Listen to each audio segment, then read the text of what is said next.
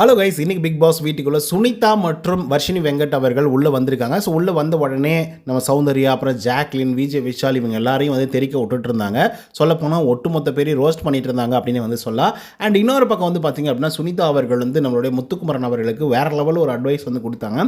அது என்ன அப்படிங்கிறத பற்றி தான் இந்த வீடியோவில் முழுசாக பார்க்க போகிறோம். ஸோ இந்த வீடியோக்கு போகிறதுக்கு முன்னாடி நம்மளோட சேனலை சப்ஸ்கிரைப் பண்ணாதவங்க சப்ஸ்கிரைப் பண்ணிச்சுக்கோங்க. பக்கத்தில் ஒரு பெல் ஐக்கான் இருக்கும், அதையும் ப்ரெஸ் பண்ணி ஹாலில் போட்டுக்கோங்க.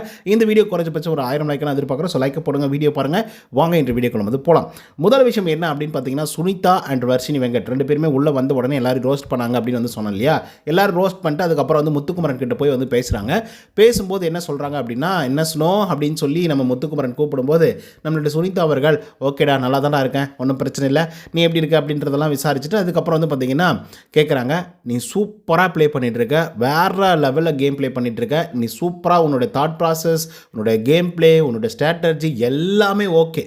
பட் ஒரு பெரிய விஷயம் உன்னை சுற்றி வந்து நடந்துகிட்ருக்கு, அதை வந்து நீ கவனிக்க மறுக்கிற அண்ட் மறக்கிற, அது என்ன அப்படிங்கிறத மட்டும் கிளியராக பண்ணிக்கோ அப்படின்ற மாதிரி வந்து சொன்னாங்க.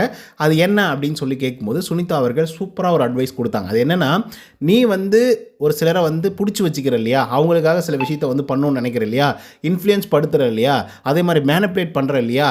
ஸோ எல்லாத்தையும் நீ கரெக்டாக தான் வந்து பண்ணிகிட்ருக்க, இன்ஃப்ளூயன்ஸ் பண்ணாலையும் கரெக்டாக பண்ணுற, மேனிப்புலேட் பண்ணாலையும் கரெக்டாக தான் பண்ணுற. ஆனால் சில பேரை வந்து நீ உன் கூட வந்து சேர்த்து வச்சுக்கிற இன்ஃப்ளூயன்ஸ் பண்ணி.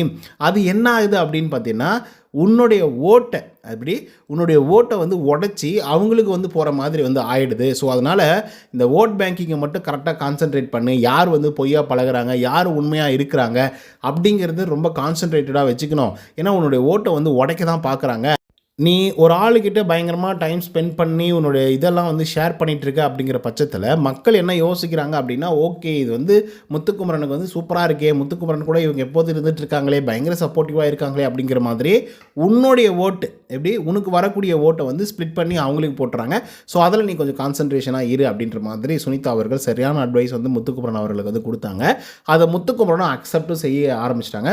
ஓ அப்படியா, இப்படிலாம் நடக்குதா, சரி ஓகே இதுக்கப்புறம் நான் கான்சியஸாக இருக்கேன் அப்படிங்கிற மாதிரி சொன்னது மட்டும் இல்லாமல் அதுக்கப்புறம் சுனிதா அவர்கள் மறுபடியும் வந்து பிரச்சனையை ஆரம்பிச்சிட்டாங்க.